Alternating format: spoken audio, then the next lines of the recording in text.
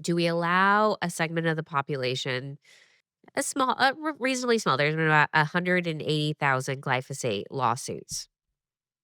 Probably many more, hundreds of thousands seriously impacted uh, by glyphosate. But the risk reward is that without glyphosate, people will starve. That's the argument. If you had to go before a Senate hearing tomorrow, how would you argue that it is much more important for us to farm healthy and maybe produce less than it is to continue on course as we are today?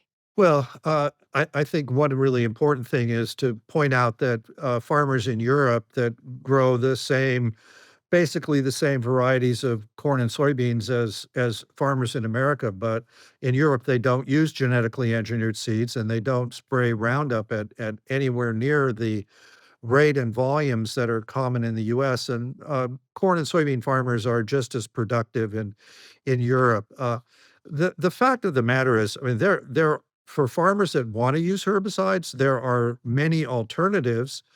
Um, Unfortunately, there not many of them are any safer than Roundup. I mean, if you're going to use a herbicide, Roundup is one of the least toxic ones, and there's certainly far more toxic ones, including paraquat, which is clearly implicated in Parkinson's disease, in the US and around the world.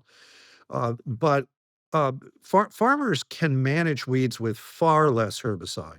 There's no question about it.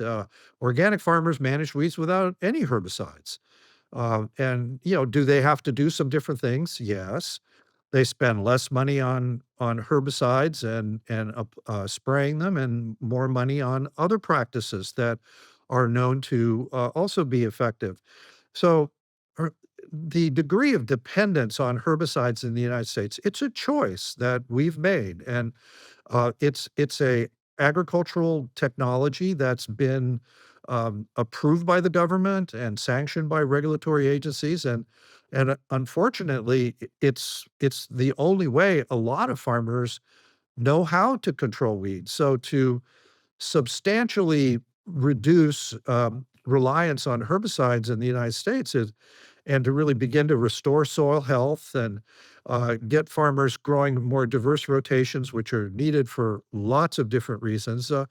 We need a substantial reboot in our agricultural policies and agricultural subsidies and research priorities, and, this is not gonna happen overnight.